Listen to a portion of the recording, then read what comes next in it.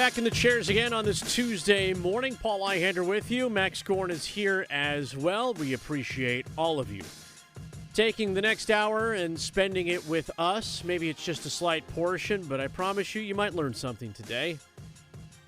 You might.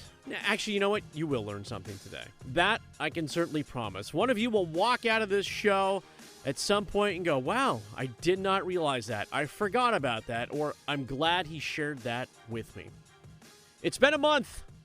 It's been 1 month since the Carolina Hurricanes won the Stanley Cup. Can you believe that already? We are a month removed from the winning goals in Las Vegas, Nevada, and the Carolina Hurricanes hoisting the cup over their heads, and Jordan Stahl yelling out, "We did it, boys." Feels like it was ages ago at this point, honestly. Right? Yeah. But maybe that's just what the offseason does. It's funny enough that you mentioned Jordan Stahl. I think he was actually on Spit and Chicklets today, so may have to go listen to that, get a little more insight on the Cup win and the celebrations and everything like that, just to get a little bit more of the hockey stuff injected into the veins now that it's just peak offseason right now. I believe his day of the Cup is coming, right? I mean, because he's near his hometown where he grew up. We missed out on some of the fun things that happened over the weekend. Will Carrier had his day with the Cup. He was the first one, by the way, as the Cup made its summer tour. He went to Montreal and put poutine in the top of the cup, which, if you're not familiar with poutine, delicious French fries and gravy. That's and cheese curds. And cheese curd. Well, it depends on, again, I guess it depends on where you go. That's the very traditional poutine. Some people add some chives or sour cream or more of a queso kind of thing. I guess that's the best way to call it, a queso, as opposed to the curds in the traditional sense. Not everybody can keep cheese curds on the menu. It is delicious. There's no doubt about it. It is fattening like crazy. I don't know. I mean, I guess if I were sent away from my home at the ripe age of 15 like Will Carrier to play hockey, I probably could eat all the poutine I wanted to, because that was the only thing keeping the weight on. But he went to a lemonade stand. They had a little party. His parents were there reminiscing. I always forget, and I think it's one of those things that you go through as an adult and even as a child when you watch professional sports, and this is all levels of sports, not just hockey, but realizing that the age of the people that are winning championships and playing championships are roughly your age for, a third of your life, maybe a quarter. There's those three stages of life that you go through as a sports fan. One, your heroes are all older than you, right? And at a certain point, your heroes start to become you, and you're like, man, I could do that. I mean, I could skate around for 12 minutes at a time and hit pucks at nets. I could shoot baskets against guys that, they're my age. I could hit baseballs deep like that. They're all my age. And then you realize there's some sort of like, as my grandfather used to say, let me show you off the skills that brought me to near fame. And then as you get older and you get on the other side of that, you go, all the people that you're watching, especially when it comes to the ice, you think Will Carrier is like this super old guy, right? You're like, oh man, he's super old and he's been around the league for a long time, and now he's getting his chance with the Stanley Cup. And then you go, Will Carrier was born in 1994, and he's 31 years old. He's 31. And his parents are at this thing talking about how literally half of his life he has been playing professional hockey and not living at home because he started at the age of 15. That is the realization that you come with when you see these guys, chase their dreams and explore those kinds of things. You look at Nick Delorier and Taylor Hall, for example. They were both born in 1991. Although you look at Nick Delorier and you're like, that dude should be playing Santa at the mall. He's not. He's only older by 9 months than Taylor Hall is. They were born in the same year. Those guys, by the way, are the elder statesmen on this team by several years. Everyone else seems to be born in 90 or 94. Although Jordan Martinook's 92 kid. He's 30. He's 34. He'll be 34 on July 25th. So you look at these guys, and you're like, oh man, it feels like they're so old. And for STMs, season ticket members for the Carolina Hurricanes, a lot, who have that kind of disposable income, you are their age. Or, in many cases, you are much older because you've been with this team since they moved here to Carolina more than 25 years ago. And that's the interesting part about just kind of having those celebrations and having those moments. Oh, I'm sorry, Jordan Stahl's old. 1988. Okay, so Jordan Stahl. But this team is still in flux. And as we give you the latest update on the two Carolina Hurricanes who still seem to be doing business with the Carolina Hurricanes, one, Ronan Seeley has not settled to arbitration, although others have started signing deals. His arbitration hearing in a couple of weeks, seeking $10 million for 1 year. I'm kidding. That joke got old yesterday after I said it one time. I apologize.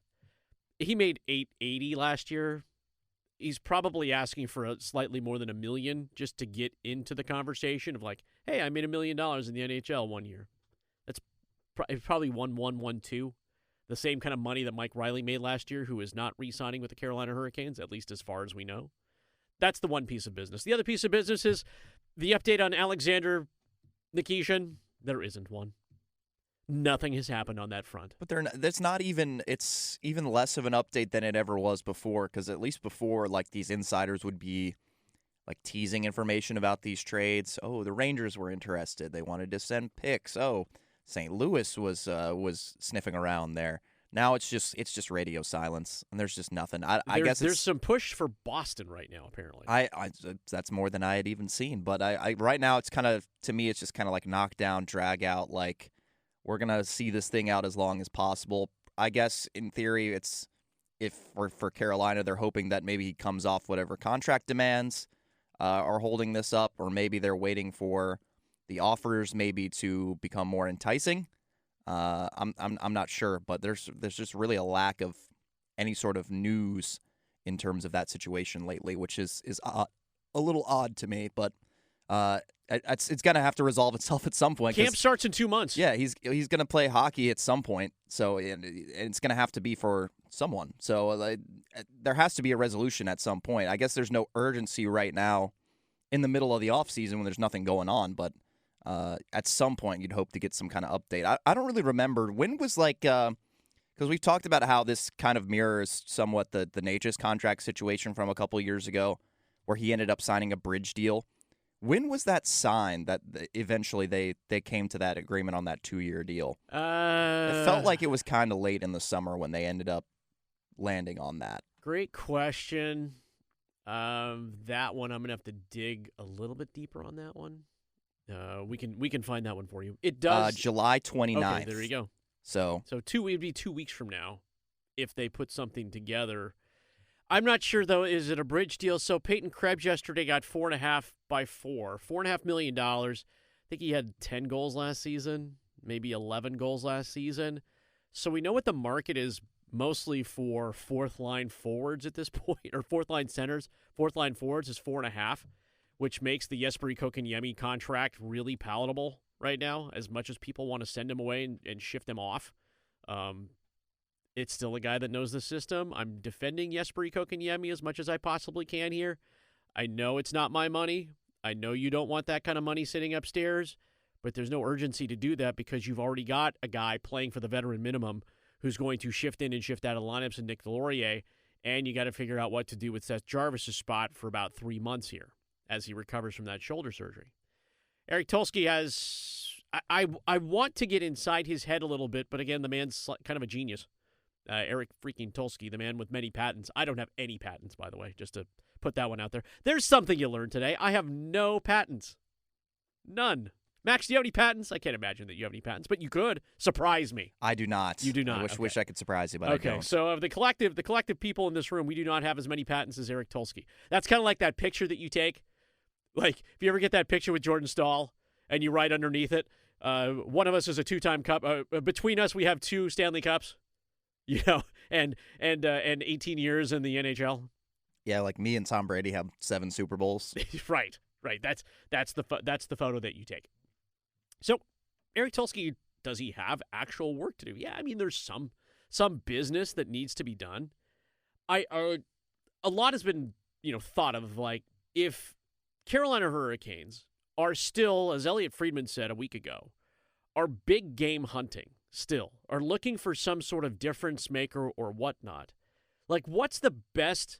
Like, if you were being real, like as a general manager, and I get it, Canes fans, this is a fun game to play. Because it's easy to say, and we joke about it a lot about here, what's it going to take to get Connor Bedard? And someone's going to go, well, I'll give you our first 2 picks in the next draft and Felix Ungersorm. Yep, that's fair. That seems fair. And then you get to run it through like the trade simulators and whatever it is, and it's immediate red X. It just won't happen. It just won't happen. And everybody thought that the bite was going to take place with when the first kind of tricklings out of the Connor Hellebuck with Winnipeg came rolling out. And we pushed it too. We were like, oh, Nikolai Ehlers probably just gave him a call and said, dude, you want to come here. You want to make that happen. If you are really looking to get out, you want to come here and make that happen. And so the dangle was Alexander Nikishin. The dangle was a first-round pick and some possible futures. And Winnipeg's sitting tight on that one. And they did so, and they signed Stuart Skinner, as I'm not sure Stuart Skinner's a backup in Winnipeg.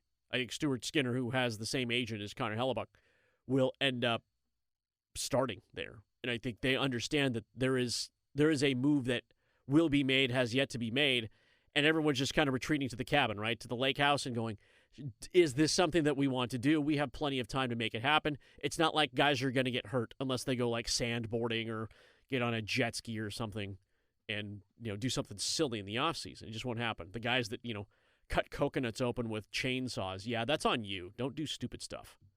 But they have time to wait, and that's the Hurricanes offseason, and that's why I'm trying to get into Tulski's head. So what's the possible best sweetener you could do to make that happen? And maybe the better exercise right now, is to float up to Detroit, where Dylan Larkin wants out. The captain of the Detroit Red Wings wants to leave the Detroit Red Wings.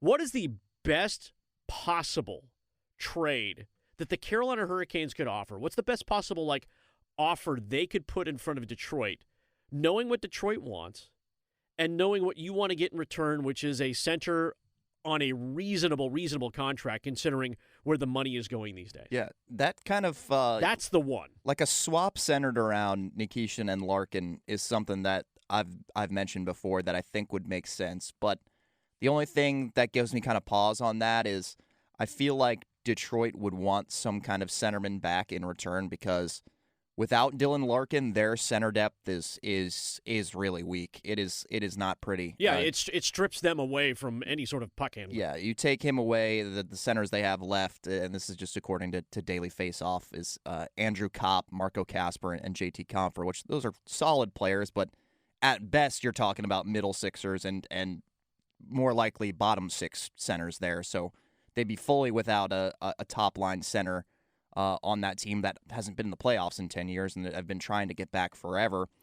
Now, a Nikishin addition would be helpful to the left side there. They've also got Simon Edvinsson, who I believe is also an RFA, and there's been a lot of talk around Carolina maybe even making an offer there, either to keep him or flip Edvinsson after getting the offer sheet, just as a big left-handed defenseman. There could be some demand on the market there, but I mean, look, it would be a good move for Carolina if they were able to pull it off. I'm not sure exactly what you would have to package with Nikishin. And you got to get on his list, too. Yeah, and how small that is.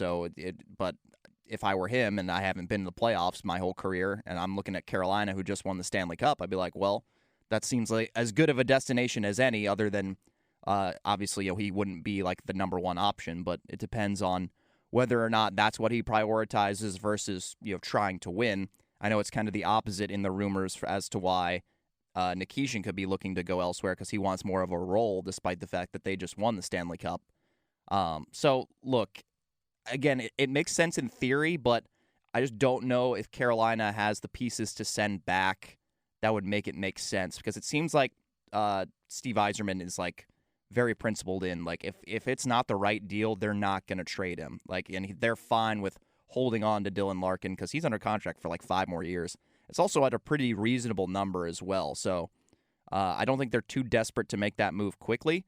if Carolina could put together a really enticing package of, Nikishin first-round picks, I don't know what kind of other roster player or prospect you would have to send to make that enticing enough for Detroit to pull the trigger, but that swap makes a lot of sense. Like, the timeline that I've seen that in my head that I think would make a lot of sense for how, like, Eric Tulsky goes along is, you make that trade centered around swapping Nikishin for Dylan Larkin. You bring up Joel Nyström to be your third pairing right-handed defenseman. He's already signed for 4 years. Very reasonable cap number. It's like 1.2. And then in the next offseason, you look to get that big-time top right-handed defenseman, because in that theoretical scenario, you're not bringing back like a Chatfield. Like, I think he probably can get more money on the open market as a solid, like, top-pairing right-handed defenseman. So maybe they go for the big-time, like, offensively skilled right-handed D next offseason. I think they tried to do that kind of with John Carlson and didn't quite work out this offseason. But who knows? I mean, there's a lot of options still at this point. One of which that can't be discounted is they could just bring Alexander Nikishin back. Eventually, they could reach a resolution there. I'd like to see it because I like him as a player, and I think he has a ton of potential, despite the fact that there's not a ton of spots, like, in terms of a bigger role ahead of him. But I'd like to keep him around because you don't see a ton of players with that archetype, with that size, physicality, shot, offensive skill, just kind of lurking around out there. So, again, my ideal scenario is they just end up re-signing him at the end of all of this.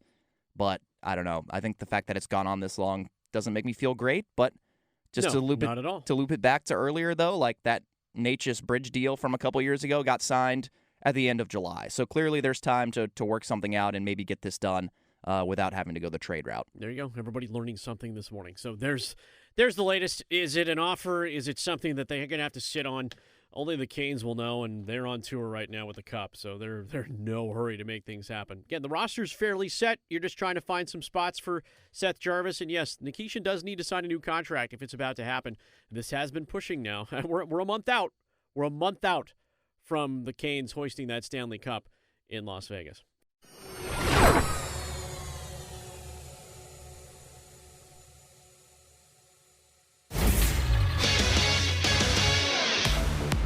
I'm Max Goren with 3 things you need to know right now from 99.9 The Fan. The World Cup semifinals kick off today with tournament favorites France taking on Spain in Dallas at 3 o'clock. The winner will advance to the World Cup final at MetLife Stadium on Sunday, where they'll face the winner of England and Argentina. The loser will play in the third-place game on Saturday. Major League Baseball's Home Run Derby took place in Philadelphia last night, and while hometown star Kyle Schwarber advanced to the final round, St. Louis Cardinals right fielder Jordan Walker homered on his final 6 swings to take the Home Run Derby title. Citizens Bank Park will host the All-Star Game tonight at 8 o'clock. Former Triangle College basketball stars continued to put on a show at NBA Summer League yesterday. Henry Vaystar scored an efficient 20 points in a win over the Celtics for Atlanta, while Cameron Boozer and Caleb Wilson each put up strong performances to lead their respective teams in scoring. For all the latest news on your favorite teams, download the 99.9 The Fan app or visit 999thefan.com.